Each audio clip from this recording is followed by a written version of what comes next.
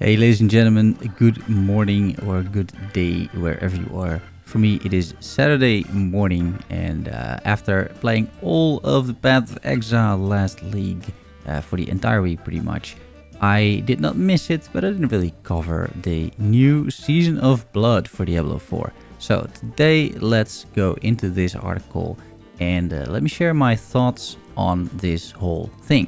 Starting with, of course, the trailer. I think the trailer, you can see it at the bottom. I'm not going to show it right here. I think most people have seen the trailer by now. Trailer looks pretty good, I would say.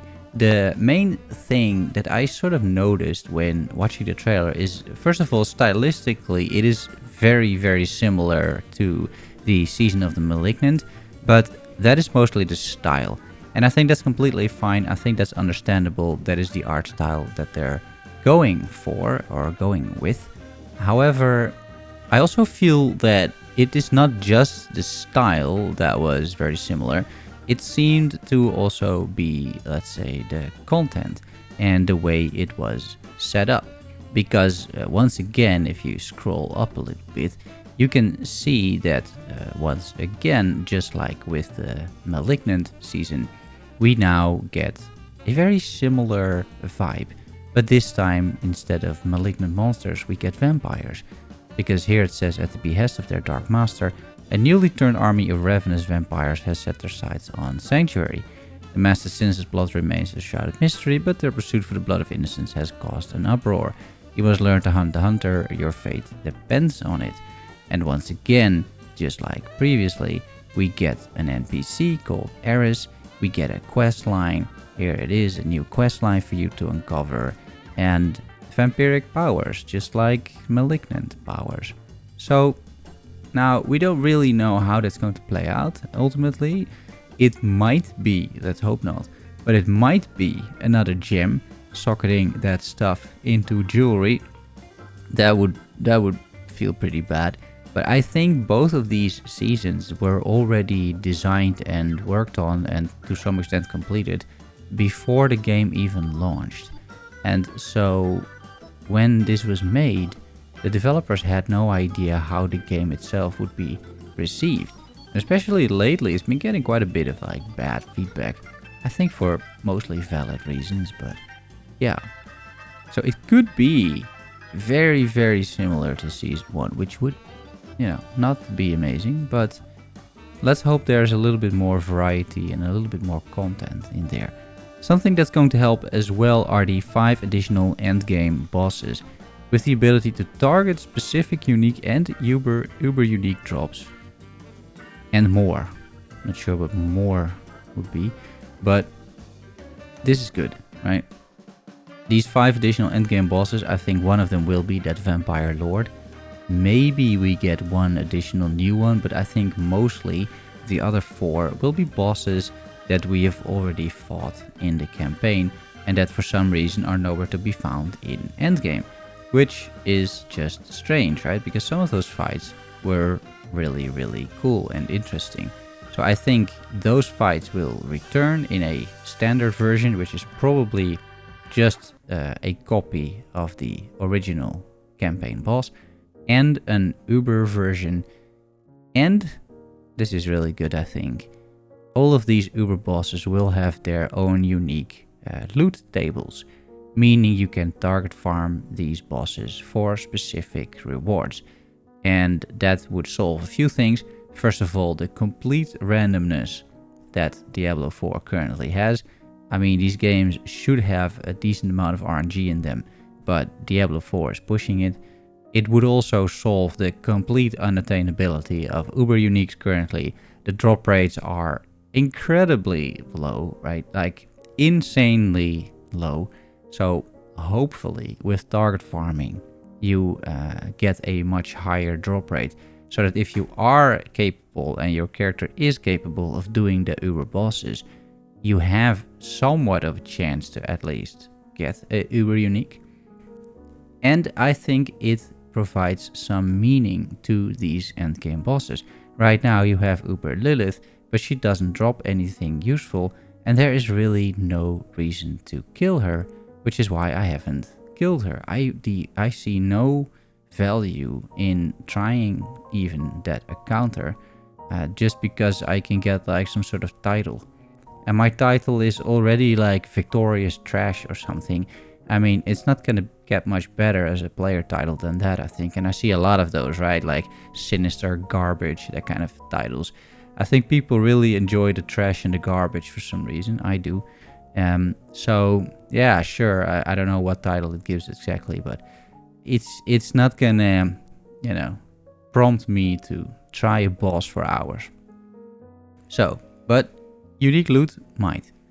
So I think this is a good change. And then we get into some of the stuff that is, I think, a lot less interesting. Quality of life stuff. I mean, it's interesting, it's just that it should be in the game already. More efficient inventory management for gems, meaning hopefully we get like a specific pouch for that, or I don't know what they're gonna do with it, but right now all of these things take up room, and hopefully in the future they don't. Paragon points, skill points, potion charges, and obol capacity upgrades will now carry over into a new season once achieved with an eternal or previous seasonal realm character. This is basically making sure that you don't have to do the renown yet again after the base game and season 1.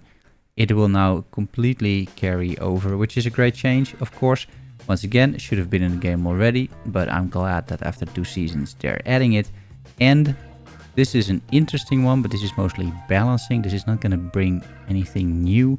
Changes to the functionality of status effects such as vulnerable, overpower, critical strike damage, and also elemental resistances.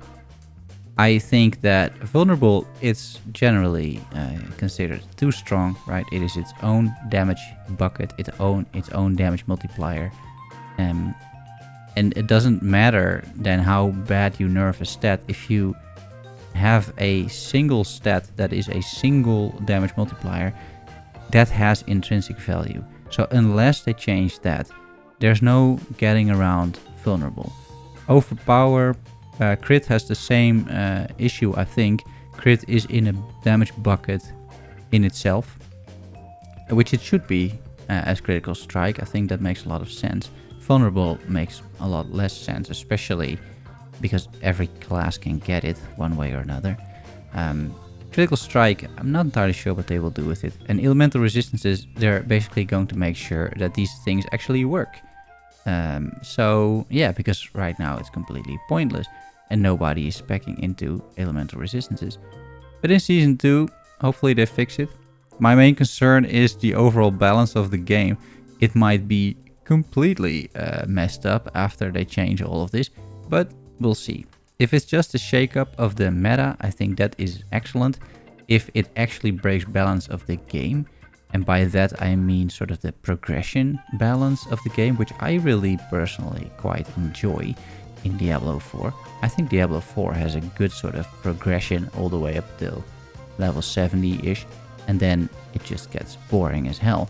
But up until that point, I think it's a great game, and hopefully these changes don't mess that up too much, because I think that is one of the strengths of starting a new character and building it out until level 70-ish. And after that, I just don't see any point in playing. But maybe those new Uber bosses will change that. And maybe the mechanic as well. So that is what we are getting. And that's basically it. That's it. There's not much else there. For now at least, but I would argue that this is very much in line with what we got for Season 1. There is, I think, no reason to believe we're getting much more content than this. I am sure there will be a few uniques added, maybe a few, what are those things called, like ancestral powers or something. I'm a little bit too much into Path of Exile at the moment with the ancestors. But the aspects, right? The aspects, we might get a few new aspects. Maybe the new league mechanic changes some of the aspects. But apart from that, this is probably just it. However, I do feel that despite this doesn't really look like much, and I think quite a bit of the post is padding and quite a bit of the post is just trying to make this season look a lot bigger than it is. I do feel that the trajectory in which Blizzard is heading is the good one. I think that Blizzard devs are definitely listening to the feedback of the community. They are making those community requested changes. And while you can definitely argue, and I am arguing, I think, that this stuff should have been in the game already, it isn't. And they are going out of their way to put it in. Which, is a good thing. Let's be honest. I think one of the main issues currently that all of these seasons seem to have is that the seasons are just designed for the season and not for the longevity of the game. Meaning that after this season is over, which is like December or something, the powers are gone again. And that is pretty bad. I think that on October 17th, when this launches, I can't play that sort of auto-bomber, auto-cast necromancer anymore because the malignant power that enables that is gone. And that is basically killing an entire build that was super fun to play. It wasn't even very good, it was just fun to play. And big M for what? Right? So hopefully they find also a way to keep those sorts of mechanics into the game, because that would actually extend the longevity of the game, and that would actually add to the depth and the content that Diablo 4 so sorely needs. But I'll go into that into a different video. I have some more thoughts on that.